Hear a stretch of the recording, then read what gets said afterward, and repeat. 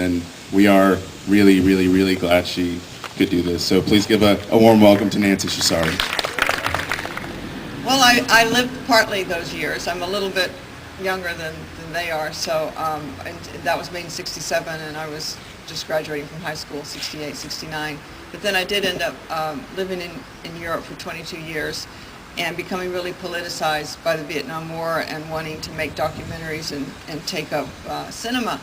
So at the time, film schools were, or the thinking around cinema was two things, that you would have a very direct cinema that was about a cause, and it was very much told from the people who were in struggle, and you documented their struggle, and you were very invisible to the process.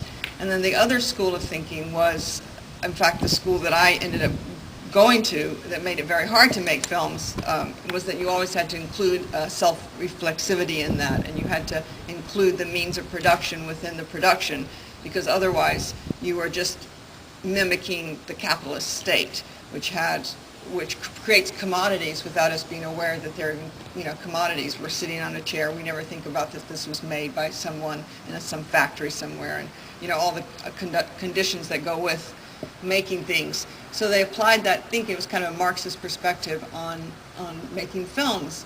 So you have the new wave, Jean-Luc Godard making narrative films, which includes a reference to the making of the film itself. And William Greaves has made so many great movies. He's an incredible filmmaker, and it was just great to see him using sort of similar ideas to deconstruct the filmmaking process in that way. So Ryan and I were talking earlier about before you saw cinema verite, a Frenchman named Jean Rouch, R-O-U-C-H, started the idea of cinema verite. He was an anthropologist in Africa, and he made ethnographic films, but he was the first one who started including the subjects watching their own movies. He decided after many, many years working in Africa, he said, let's go back to Europe and start making films about our own natives, about Parisians or about people. Let's turn the camera on ourselves instead of always turning them on the other or in exotic cultures. So the idea of cinema verite was sort of born there, and the cameras that you see used in the park were the cameras that we used in that time in the 70s, and they're Claire cameras, NPR, short for noiseless registration pen. So you couldn't hear it go when it was a very quiet camera, and it was the first camera that was designed with a coaxial magazine. So the magazines you don't have to thread the camera every time you load a new magazine on. The magazine's that part of the camera that holds the film. And so you load one side in the dark in a black changing bag, and then you can immediately lace it up inside the camera. And you saw the woman this assistant was holding the magazines. He says, "I need a new magazine." So that was a revolution, to be able to have a magazine like that and then just to slap it on the camera and to keep rolling.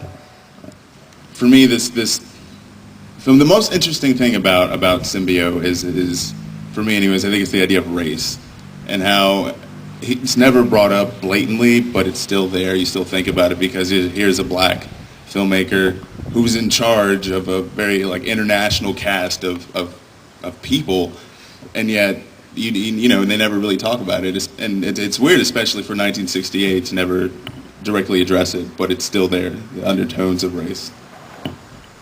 What do you think about that? I think that's right. I think it's remarkable that he, as a black filmmaker, is talking about sexuality, about homosexuality, and women's anger and resentment of their position, and always the discourses around gender and the kind of battle between the sexes, and always. And then he is so great. The filmmaker is so in control, and so not really in control, but he's so confident with what he's doing. He's able to handle all those things, and he's not afraid of saying, let's try this, let's do that. So yeah, he's really remarkable. And it's funny too, because he is in control. He knows exactly what he's doing, and everything is so deliberate. Because and I didn't mention this earlier, but it's funny to see him struggle and work with the actors and seem so fucking inept. But he he was a professional actor before he became a documentarian. He was a very big actor, and he did a lot of Broadway and a lot of black underground films in the 40s and 50s, and decided to just be a documentarian because he felt that that was sort of the only way he could incite sort of social change, like you were saying, and he was inspired. Have you ever worked on anything similar to this, anything within the cinema verite style at all? Like, I know you're a cinematographer. Have you ever shot like that before? Sure. We filmed in let's see, 1975 in London. It was a big social movement. The labor unions were being challenged by the government. At that time, you had a right. It was almost a constitutional right to join a union and not be fired. If you wanted to be a member of the union, here in Texas we have a right to work state, so in many cases unions aren't allowed. In England, it was you were able to be in a union, and all of a sudden certain employers started challenging that rule, that law, and firing people when they joined a union or they found out that they had a union card.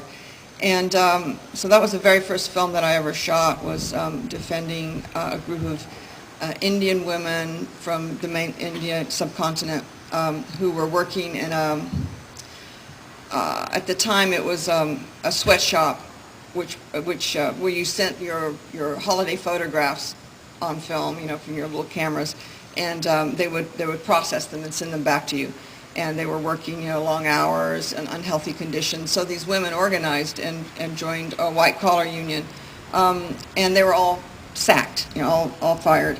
And so that became a big focus for the whole labor movement in England, and all these people came to this one little factory to picket the scabs going through, and the miners came down from the north of England, and there were thousands of people there on the picket line every day, and the police would come and attack people.